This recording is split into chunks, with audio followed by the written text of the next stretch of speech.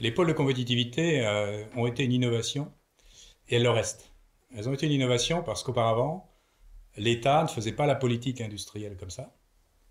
Et elles le restent parce qu'aujourd'hui, on sait qu'on peut faire encore mieux avec les pôles et on est en train d'essayer de le faire en insistant en particulier sur plus de collaboratifs, plus de coopératifs dans les pôles.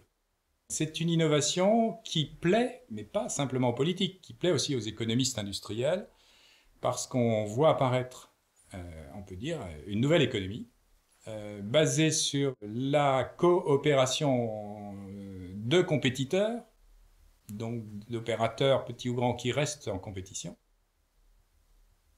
Le pôle Images et Réseaux a eu la chance d'hybrider finalement des métiers qui pour partie sont restés des métiers séparés, mais qui pour partie aussi ont créé on va dire des nouvelles variétés de services ou de technologies.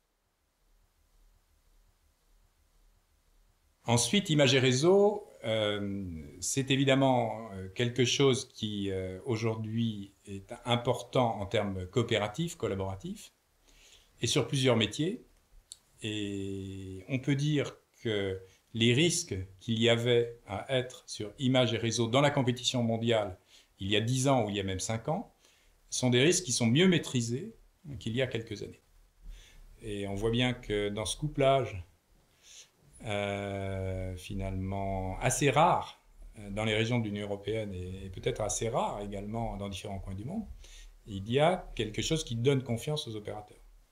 La vitesse, on va dire, de développement des activités du pôle est peut-être aujourd'hui largement due à l'accélération des nouveaux opérateurs, des opérateurs plus petits qu'avant.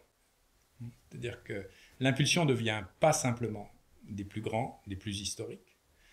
Il y a quelque chose de nouveau qui mérite d'être observé en détail et qui, à mon avis, est signe de pérennité et signe aussi de potentiel.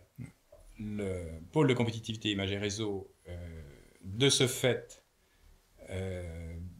bien ancré territorialement, mais ouvert au monde et à la compétition, est en train de faire la preuve aujourd'hui qu'il peut entamer une deuxième carrière. Et à mon sens, ce que l'observation peut montrer, c'est que cette deuxième carrière peut être encore plus productive que la première.